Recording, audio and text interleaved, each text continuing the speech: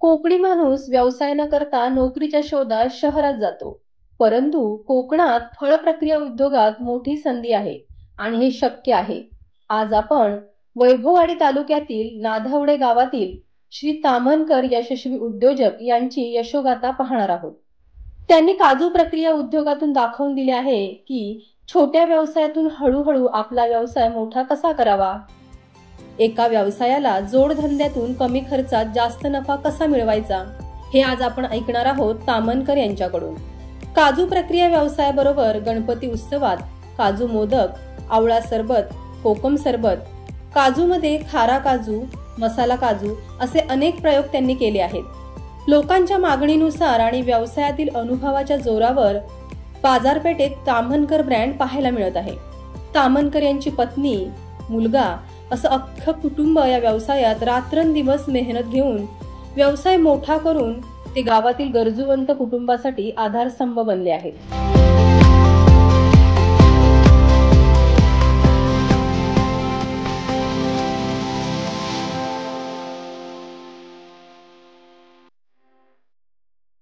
नमस्कार, आपण पाहताय सिंधू रिपोर्टर लाईव्ह. आज आपण आलो आहोत नादवडे गावामध्ये, जे ताम्हनकर कॅशू फॅक्टरी या ठिकाणी गेले जवळजवळ 24 वर्षापासून त्यांची काजू फॅक्टरी आहे.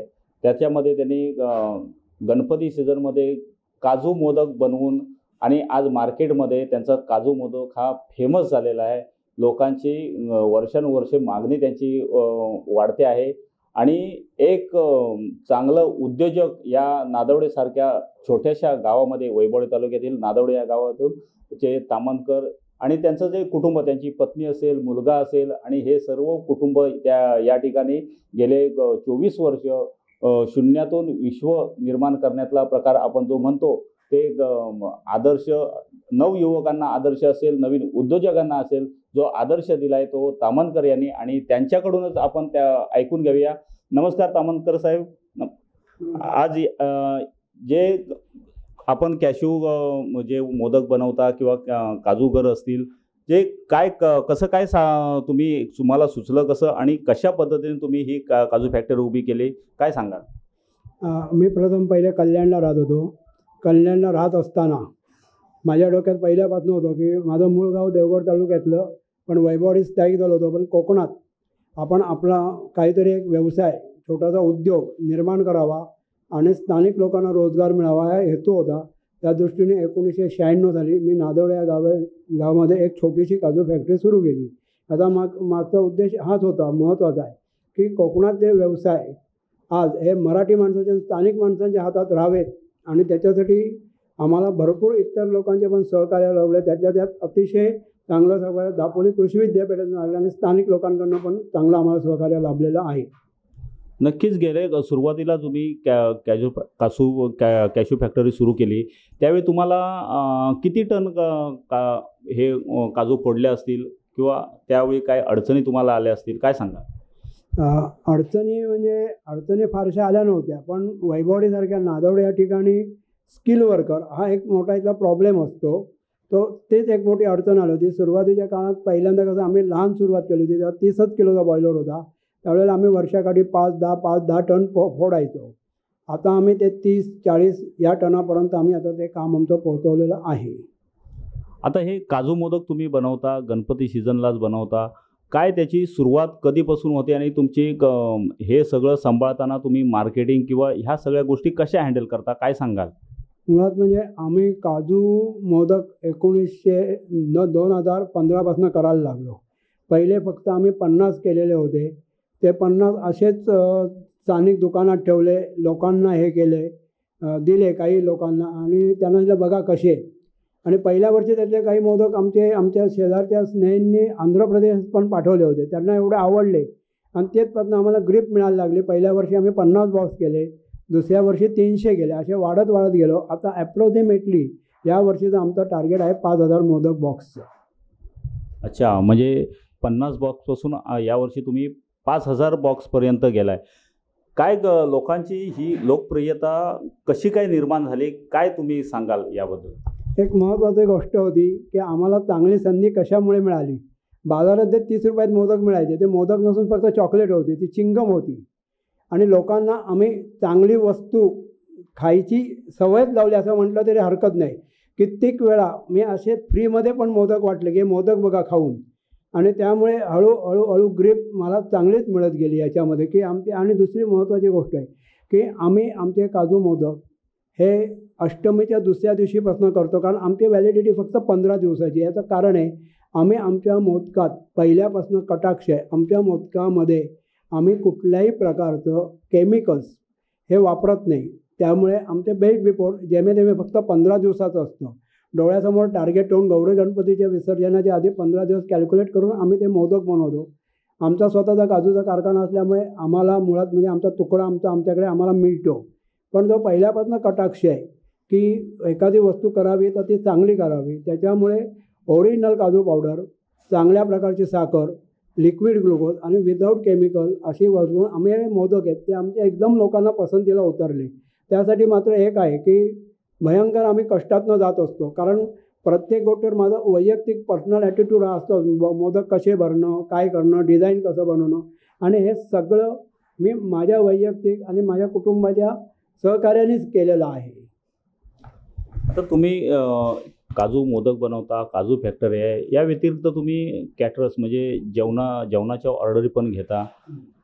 हे सगळे 2-3 धंदे कशा प्रकारे हँडल करता तुम्ही, आणि तुम्हाला कोण कोण मदत करतं ह्या धंद्यामध्ये, काय सांगा? मुळात म्हणजे हे हँडल करत असताना महत्त्वाची गोष्ट आहे की आम्हाला फक्त मे महिन्यात जास्त हे होते, कसरत होते, कारण मे महिन्यात कॅटरचा पण व्यवसाय असतो चांगला आणि याचा पण असतो. कशाचा?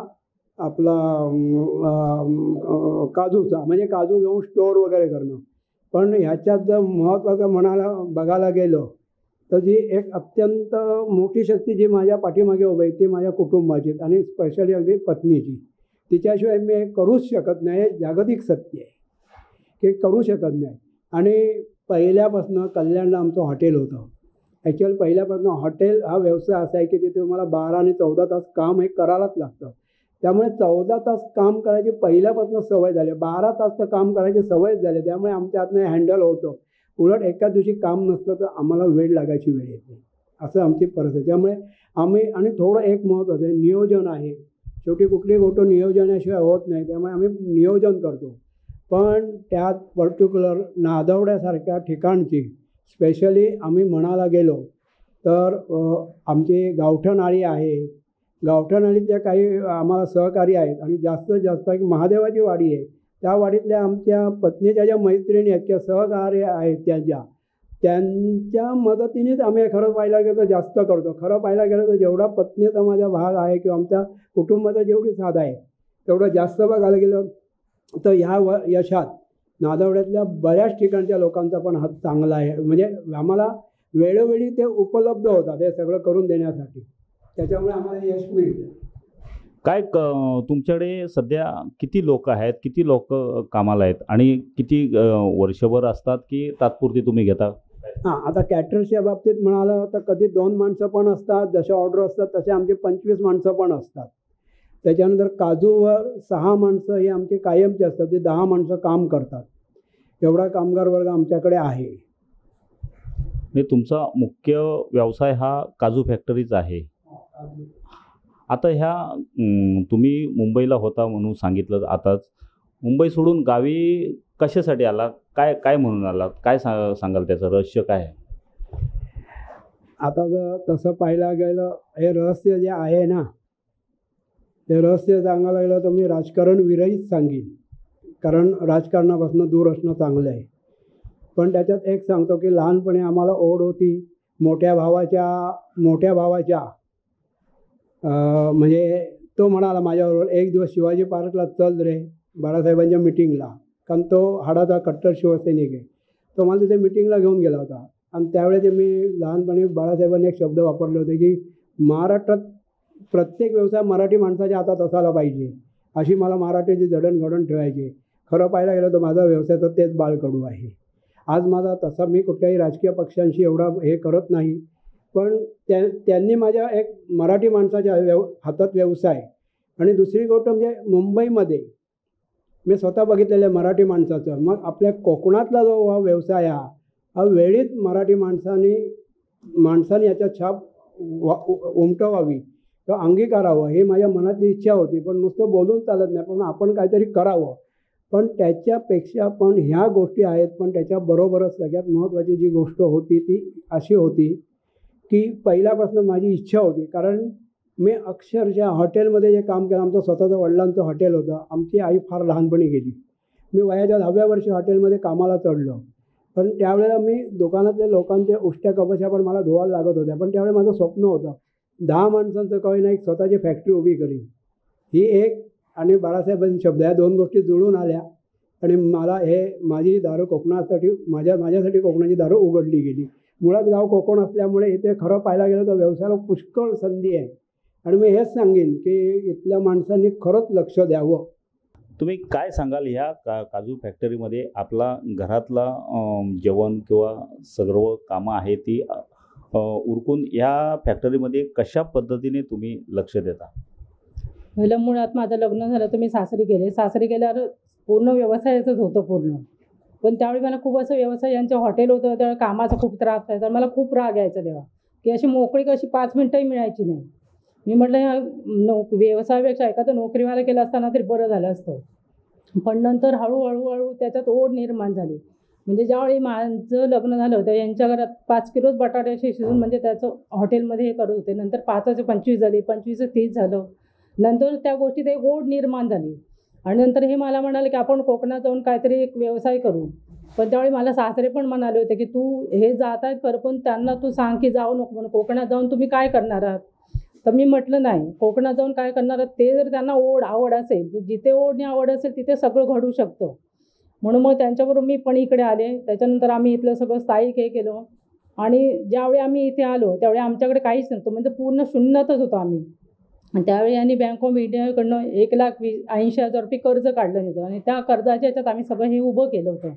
आणि ते कर्ज फेडण्यासाठी आम्ही खूप तारेवर कसरत केली. म्हणजे हे एक टूरचं करायचं. मग टूरची लोकं जी कल्याणवरूनच यायची, आम्ही जिथे स्थायिक होतो तिथली, मग त्यांना नाश्ता म्हणा, जेवण म्हणा, काय असेल ते मी घरातून करून द्यायचे की जेणेकरून पैसा वाचावा आपला. आणि त्यातून सगळी अशी ओढ निर्माण झाली म्हणा. निर्माण झाली त्याच्यानंतर मग एक हळूहळू यांचे एक व्यवसाय वाढत गेले. मग आपण हा करूया, आपण तो करूया. मग ह्या सगळ्या मी त्यांना साथ देत गेले की चला आपण आता हेच आपलं वय आहे की भराभर करण्याचं, भराभर आवडण्याचं, असं म्हणून त्यांना मी प्रत्येक गोष्टी साथ देत गेले. खरंच तुम्ही साथ देत गेलात म्हणून आज हे एवढे मोठी फॅक्टरी उभी राहिली. किंवा अनेक म्हणजे आपण प्रत्येक वेळी म्हटलं जातं की सक्सेस पुरुषाच्या मागे एक पत्नी असते. तसंच खरंच तुम्ही आहात. आता तुम्ही तुमच्या या एक 10-12 लोकांना रोजगार देता. काय सांगाल, तुम्हाला समाधान कशा पद्धतीने मिळतं? ह्या लोकांना समाधान एवढं पगार देते तर एवढं समाधान वाटतं की त्यांचं पण पोट भरतं, त्यांचं पण चारित्र्य चालतं, त्यांचं घर चालतं. त्या बायकांना पण समाधान वाटतं की झालं आम्हाला 2 पैसे गाडीला कुठे खर्च न करता आम्हाला जवळच्या जवळ रोजगार मिळतो. माणसंही चांगले आहेत, मालक चांगले आहेत, हेही त्यांना समाधान मिळते. ह्याच गोष्टीचं आम्हालाही समाधान मिळतं. आता इथे काजूमध्ये काय काय तुम्ही बनवता? वेगवेगळ्या व्हरायटी असतील ना, मसाला काजू वगैरे असं काय काय बनवता? काय मेन काजू मोदक आहे, मसाला काजू, सॉल्टेड काजू आहेत, त्याच्यानंतर हे NW म्हणून काजू असतात आणि साधे काजू. त्याला तामणकरचं मार्केट तुम्हाला कुठे आहे? पुणे आहे, मुंबई आहे की इथे लोकलला विकतात? तसं पाहायला गेलं तर मी मगाशीच उल्लेख केला होता की मी पहिले कल्याणला राहत होतो. त्यामुळे मी कल्याणला 2-3 व्यापारी आहेत. तर ते कल्याण आणि स्थानिक. पण आत्ताच्या स्थितीमध्ये मला स्थानिक मार्केट चांगलं आहे भरपूर. पण ह्या सगळ्या मुलाखतीत एक गोष्ट आवर्जून सांगायची अशी होती की मी आज बऱ्याच काजू फॅक्टरींमध्ये दुसऱ्यांचे काजू घ्यायचे आणि ते फोडून देण्याचा हा जो व्यवसाय होता, तर मला तरी वाटतं 100% सिंधुदुर्ग जिल्ह्यात चालू करणारा मी माणूस असेल. आणि मी ही प्रेरणा कशी घेतली गेली होती याचं कारण होतं की मी KM हॉस्पिटलमध्ये एक पेशंट बघायला गेलेलो होतो. तो पेशंट बघायला गेलो होतो आणि तेव्हा त्या पेशंटला म्हणजे आमच्याच नात्यातले होते, त्यांना बघितलं आणि तेव्हा त्यांच्याकडे ते 5 ते 6 मोसंबी पडले तिथे होती. तर ते म्हणाले, अरे मोसंबी खाऊन कंटाळा आला आहे, नुसतं चावत नाही, तर खाली जाऊन त्या भैयाकडनं रस काढून देता का, तो पैसे घेईल. तर तेव्हा मी त्या भैयाकडे गेलो, बाबा आमच्या या मोसंब्याचा तू रस काढून देशील का? तो बोलला, देईन ना, मला काय पैसे मिळतात ना, मला काय हरकत आहे.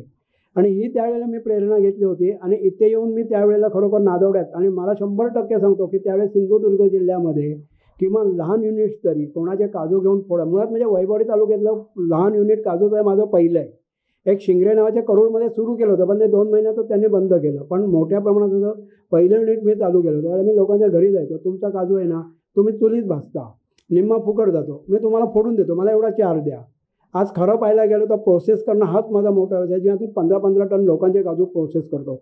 आता इथले स्थानिक बाजार आहेत की त्यांना बाजारपेठेमध्ये काजूचा बीचा दर कमी पडतो, म्हणून ते माझ्याकडनं काजू फोडून घेऊन मुंबईमध्ये कोकण कॅश्यू म्हणजे कोकणातला ओरिजिनल काजू म्हणून चांगल्या किमतीने विकतायत. त्यामुळे हा मी एक वेगळा व्यवसाय सुरू केला.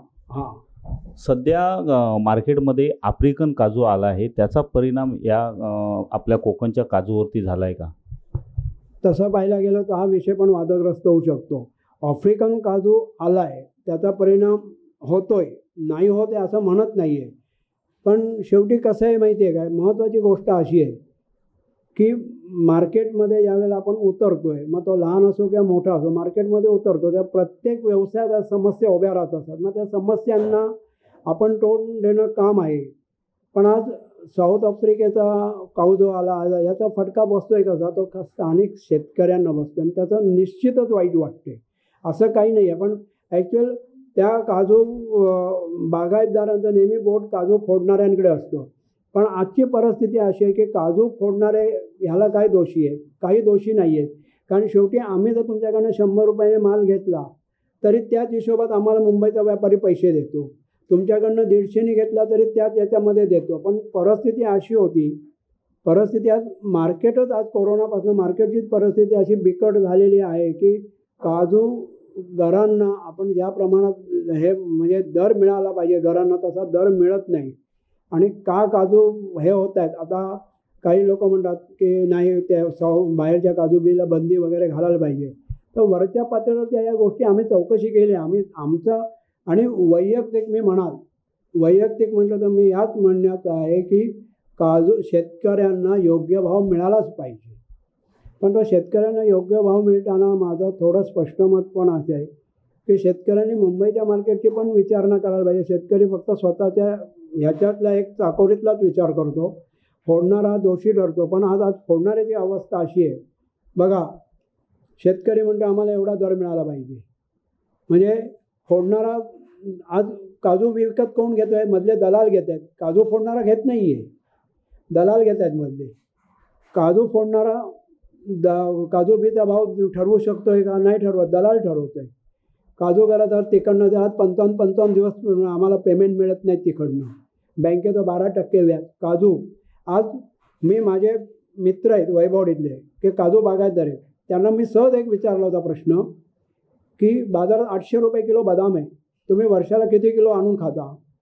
त्यांनी उत्तर दिलं होतं आम्ही 1 किलो पण आणत नाही. मग त्यांना सांगितलं की साहेब तुमच्याकडनं आम्ही जर 140 बी घेतली तर आम्हाला 800 रुपये किलोशिवाय विकू शकत नाही. मग आपण 800 रुपयाचा बदाम खाऊ शकत नसू तर सामान्य लोक आणि कुठलंही मार्केट हे सामान्य लोकांवरच अवलंबून असतं. कारण मिडल क्लास जास्त आहे, एक ठराविक वर्ग आहे की तो घेतो, तो त्यात किती आहे. त्याच्यामुळे कसं आहे, शेतकऱ्याचं नुकसान न होता याला समन्वय साधण्याची एक चळवळ उभी राहायला पाहिजे याच्यात, असं माझं स्पष्ट मत आहे. का तामनकर साहेब मला सांगा, आता तुम्ही हे या कॅशू फॅक्टरीपासून काजू मोदक असेल किंवा कॅटरिंग हे अनेक उद्योग तयार केले, एक आदर्श ठेवला आहे. येथील तरुणांना किंवा कोकणातील लोकांना काय सांगाल, वैभववाडीतील असतील किंवा त्यांना काय सांगाल तुम्ही, या निमित्ताने काय आवाहन कराल? मी इथल्या तरुणांना एकच सांगेन, तुम्ही खरंच चारी बाजूने शोधा, खूप संधी आहे. पण तुम्हाला तुमच्या ज्या पारंपरिक सवयी आहेत त्यातनं बाहेर पडून आपण इथे काहीतरी उभं करावं ही जिद्द बाळगा. तसं पाहायला गेलं तर कोकणात भरपूर संधी आहे. एखाद्या तुमच्या मुलाखतीला जास्त वेळ होत असेल, परंतु दुर्दैवाने सांगतो आहे बाहेरच्या राज्यातले येऊन आता वैभववाडीसारख्या ठिकाणी पण आपलं बस्तान मांडत आहेत. त्यामुळे ते ज्यावेळेला येत आहेत त्यावेळेला ते विचार करतात का इथे संधी आहे का, पण त्यांना संध्या मिळत आहेत. कुठलंही क्षेत्र असो, ते नुसतं काजूचंच नाही, ज्या अर्थी ते 70 ने 80 जर परप्रांत येऊन वैभववाडीत ठाण मांडून आपले चांगले पोटं भरू शकतात, तर इथली लोक का भरू शकणार नाही. पण त्याच्यासाठी आपल्या काही गोष्टी आहेत, त्याच्यावर आपण आपल्या काही गोष्टी आहेत ज्या चुकीच्या आहेत त्याचा तुम्हाला त्यागच करायला लागेल. तुम्हाला काम कष्ट केल्याशिवाय पैसा मिळणार नाही आहे. आणि इथले कष्ट करून जे पैसे मिळणार आहेत ते मुंबईच्या 15,000पेक्षा कितीतरी चांगले आहेत. एवढंच मी सांगू शकतो. संधी भरपूर आहे. नमस्कार. हे होतं नादवडे, वैभववाडी तालुक्यातील नादवडे गावातील तामनकर कुटुंबीय. त्यांनी एक तरुणांना आव्हान केलं आहे की कोकणामध्ये खूप संधी आहे, त्या संधीचं सोनं करून स्वतःच्या पायावर उभं राहिलं पाहिजे.